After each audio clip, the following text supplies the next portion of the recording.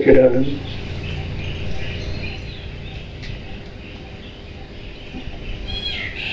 साधक जब मूलाधार चक्र में अपनी चेतना जोड़ता है,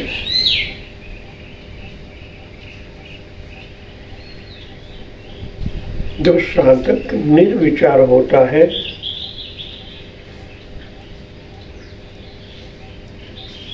तभी तो स्थूल जगत को छोड़कर सूक्ष्म और कारण जगत तक उनकी चेतना जुड़ती है। दूसरी भाषा में कहें तो उस लेवल पर पहुंचती है, तभी उनके विचार न ईदा न पिंगला में होते हैं, सत्व गुण यानी सुषुम्ना मार्ग पर होते हैं। ये सुषुम्ना मार्ग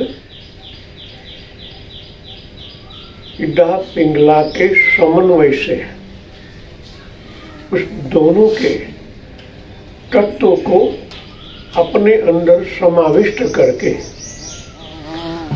जो ओजस बनता है, उनको ही उजागर करने का मार्ग सुषुम्ना है। साधक जब मूलाधार में तदाकार होता है,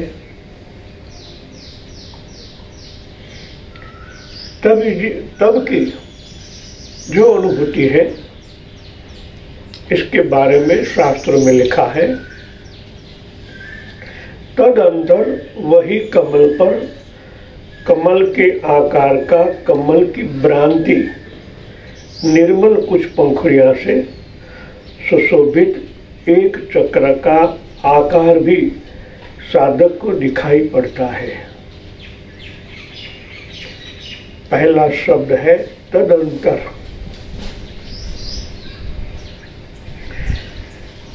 तद अंतर,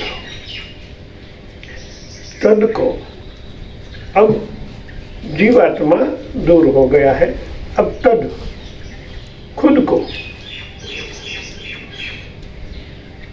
खुद एक तत्वमसी है, तब अंतर्मुखी होता है। तब यहाँ ये शब्द कहा गया तद अंतर। वहीं पर कमल के आकार का, वहीं पर माने मूलाधार चक्र के आभास पर अभी पूर्णतः कमल रूप बना नहीं है, अंतर्मुखी हो रहा है, स्थिर हो रहा है। कमल आकार का, कमल की भ्रांति निर्मल कुछ पंखुड़ियां, यहाँ भ्रांति शब्द का उपयोग अनुभवकारों ने लिखा है। अभी उनको खुद पर इतना विश्वास नहीं है, जो मैं देख रहा हूं वो सत्य है या नहीं। पहला अनुभव है, पहली बार इस लेवल पर साधक पहुंचा है। अभी इतना स्थिरत्व नहीं किया गया है, इसलिए अनुभूतिकार ने वहां भ्रांति शब्द लिखा। एक आभास हो रहा है। जिस तरह हम अर्ली मॉर्निंग सुबह में रोड पे जा रहे हैं, तो हमें पानी का आभास होता है, तो वहां जल है, वहां पहुंचे तो जल नहीं होता, एक आभास होता है, भ्रांति होती है।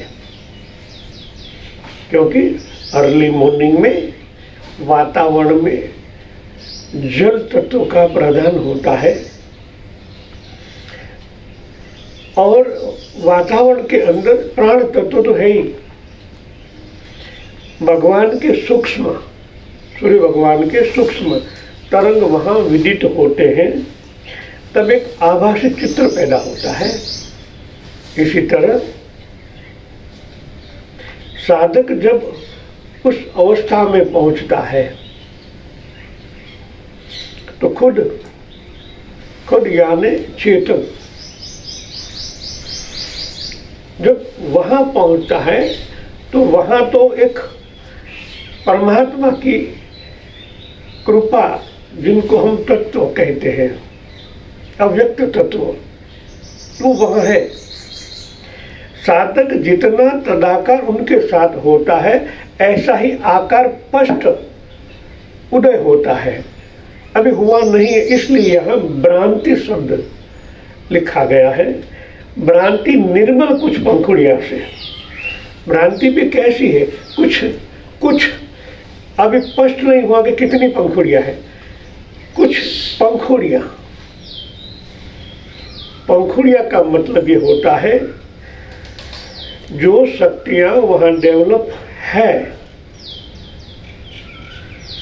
वो अभी कमल आकार की, जिस तरह गुलाब का फूल है, शुरुआत में वो पंखुड़ी होती है, अभी वो पूर्णता से खिला नहीं है। पूर्णता से जब गुलाब खिल जाता है तब हम पंखुड़ी नहीं कहते, गुलाब कहते हैं। पंखुड़ी कब सिकुड़ी हुई होती है, अभी उनका डेवलप नहीं हुआ है। गुलाब के छोर पर पंखुड़ी खिलना मतलब पंखुड़ी, अभी पंखुड़ियां इनकी खिली नहीं है। इसी तरह यहाँ साधक को पहली बार उनका अनुभव होता है, तब पंखुड़ियां की बिल्कुल झांकी सी, एक फ्रीहेंड के आकार की, कुछ जो उनके बाहर अनुभव किया है पंखुड़िया का, वैसा ही यहाँ कुछ हो रहा है। इसलिए यहाँ भ्रांति और निर्मल कमल की पंखुड़िया जैसा लग रहा है। जैसे जैसे साधक वहाँ स्थिरत्व प्राप्त करता है, तब उनको सुशोभित एक चक्र का आकार भी साधक को दिखाई देता है।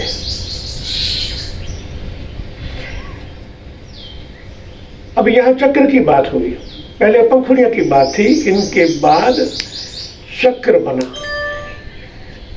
जब साधक पंखुड़ियों को देखता है, तब जब पंखुड़ियां खिल जाती है, इनके अंदर, मूल के अंदर जब इनकी चेतना प्रविष्ट होती है, तो वहाँ अलग अलग प्रकार के चक्र इसलिए बनते हैं। पंखुड़ियां भी 1, 2, 3 इस तरह उनके भी अलग अलग स्तर होते हैं।